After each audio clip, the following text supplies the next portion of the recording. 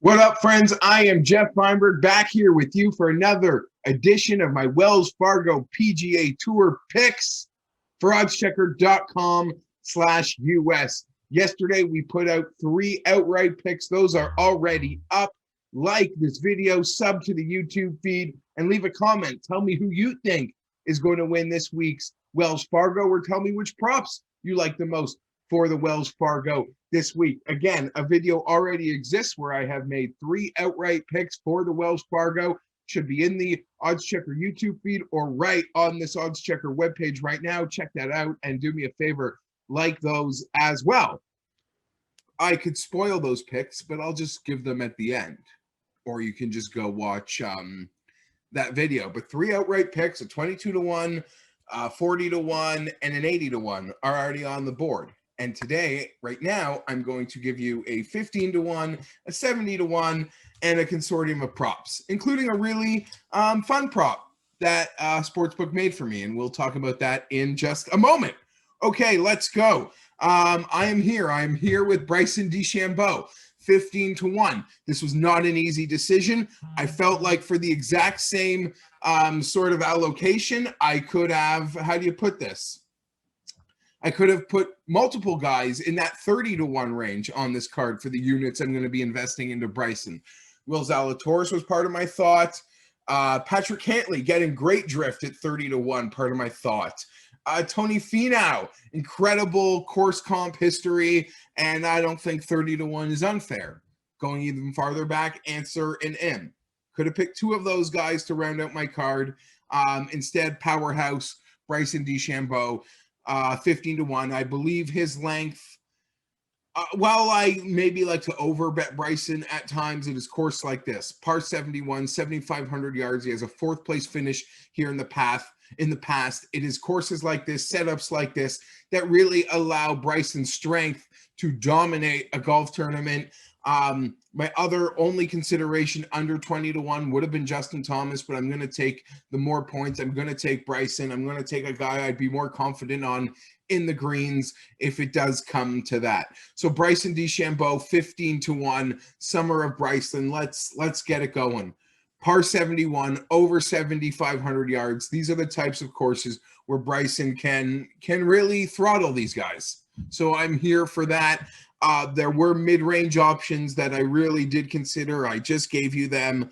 But in the end, I wanted to be at the top. I wanted to be at the top, and my horse for Quail Hollow is Bryson DeChambeau. Moving farther back on the list, 70-1 using that odds checker grid. He's going to round out my outright card. So we'll have 5 outright picks. 15-1 Bryson, 22-1 Victor, 40-1 Neiman, 80-1 Wallace, and right now we're adding it 70-1 Tommy Fleetwood. This is a really strong number in my opinion, and when using that odds checker grid, it is clearly the best number. 70-1 available. I got this one at Bet365. It's also available at PointsBet. But looking, I'm seeing Unibets with a 50. Will Hill, who's doing me a favor, and we'll talk about it in a couple minutes. Well, I'm doing them a favor. I'm just probably giving them more money.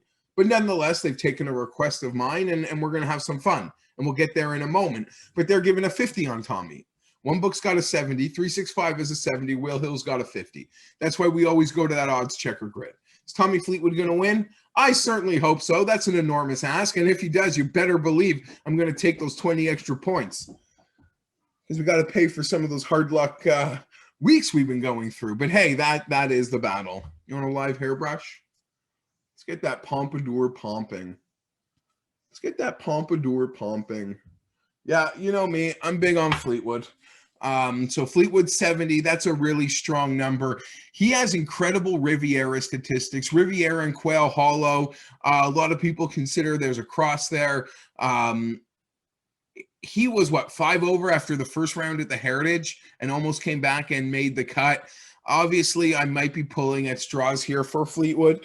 And truth of the matter is, my partner in crime, Pat Mayo, is excited to bet Fleetwood at 50-1. So you better believe I'm not going to watch Mayo celebrate on Monday with a Fleetwood winner, and I would have to sit there and listen to it. So I'm having no part of that. So for my own peace of mind, Tommy Fleetwood 70-1. Yeah, On to the props. Prop sheet, I have 4 props.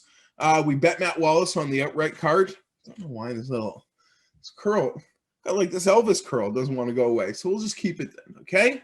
We'll keep it. It'll distract you, and I'll have it stop distracting me. It's a lie because it's still distracting me. Matt Wallace, plus 320 for a top 20. That comes in as low as plus 280. So we're going to get those 0.4 extra points when we play Wallace for that T20. I spoke about Wallace in my outright video yesterday. We had that 3rd at Valero, 34th at the Masters. We went off on Sunday in 4th place at the Heritage, ended up finishing 17th, but I'm really excited about the current form that Matt Wallace is in. And as I mentioned in that video yesterday, I believe these long demanding courses actually represent Wallace's best chance to win. So we've been getting form on courses that, in my opinion, don't suit him nearly as well as the type of layout we have this week at Quail Hollow. Cam Davis for his T20, I am getting a plus 400 on this one, friends. I'll say this. It's as low as plus 275, so that's a pretty big discrepancy. Again, odds checker grid coming up huge for us. Cam Davis, the outrights are 150 to 1, as high as I should say. I'm not really there, but he has the skill set to have a fantastic week. Let me tell you, from Fantasy National and my boy Andy Lack, Davis is one of only 9 players in the field averaging over 1 stroke gain ball striking on courses over 7,400 yards over his last 24 rounds. This makes a ton of sense when you consider the fact that Davis ranks 8th in the field in strokes gain off the tee, 20th in the field in strokes gain approach, and 3rd in proximity from 200 yards plus, a range in which 30% of Quail Hollow's approaches come from. Excellent work here. Cam Davis had that hot little run earlier in the season that were no secrets, whereas ball striking was quite unstoppable through a stretch. At the Honda, at API, at Genesis, at Farmers, at Amex. So yeah, I'm here for that. For that Cam Davis ball striking. We get that ball striking, we'll get that T20. Does his short game suck? Of course it does. But if I'm making a bet like that, I'm just hoping Cammy is hitting those greens and rag all week. And he's so big on the odds board. What do you think? He's a complete player? No. Almost last, Harold Varner. We're going to play the T20 on Varner at plus 400. This is also coming in as low as plus 300. So we're going to take that 25% extra because we're using that odds checker grid and identifying that plus 400. Varner was 2nd at the Heritage. He's had trouble linking the driver and the irons together. He has often said this is his major. This is his big event. This is his home event. This is his big one. I think he even joked that after his 2nd place at the Heritage, that was just sort of like a tune-up. This is what is more important to him than even the PGA Championship. Do I think that pressure gets the best of him and prevents him from winning? Yeah, probably. He's also 90, 100 to 1, and he's Harold Varner, so that might prevent him from winning. But I'm pretty confident, very confident. I'll be overexposed in Varner in DFS games of the such. I like Varner this week to have a very solid week, and I'm happy to bank that T20 plus 400. Last pick for me. He's on the outright card. It is Victor Hovland. We've bet him at 22 to 1 to win this golf tournament. But thanks to our friends at Will Hill, they have made good on a request I made. I asked, can someone make an odd? I even said it in the video yesterday. Can someone give me an odd on Victor Hovland to win the Wells Fargo by a field goal or more? 3 strokes or more. Can someone give me that prop? Will Hill did. They've offered it at 40 to 1. It is available to you in the Your Odds section. 40 to 1, Victor Hovland to win by 3 or more strokes. I'm no genius. I don't know if this is a horrible odd, a fair odd, a great odd. But I'll be honest, it might be better than I expected they would give me. In theory, I could be wrong on this. I'm not the smartest guy in the room. Look at my grade 9 math grades. Like, not my strong suit. Probability, probably not my strong suit. Victor Hovland is 22 to 1 to win the golf tournament. I strongly feel when Victor wins, we're getting the ceiling week, and he's going to crush these guys. Like we've seen guys win by multiple strokes all the time. So I'm getting double the number at 40 to do something that I believe is winning by 1 stroke is 20 to 1. Winning by 4 strokes is, or winning by 3 or more strokes is 40 to 1.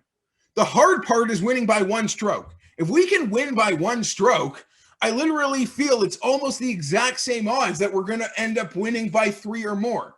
I don't know if I made any sense to you there in what I just said, but winning by 1 stroke is the hard part.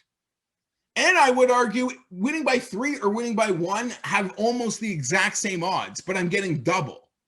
I've convinced myself of this. I've also been cocky in saying when Vic wins, it's by touchdowns. I'm not laying a touchdown, I'm laying a field goal. I'm Geoff Fienberg. Join us again next week. Byron Nelson. That'll be a bit of an exhibition. Who knows what that field's going to look like? We got the PGA Championship coming up at Keel Island in a couple weeks. I'm certainly hyped. So please sub to this feed so they all drop right into your, so you get notified on YouTube every time my videos drop. Like the video. Make a comment, your favorite prop, your winner, lay it on me. I am Geoff Fienberg. Let's get off the mat this week at Wells Fargo, friends. We'll see you next week for Texas. Leave meeting.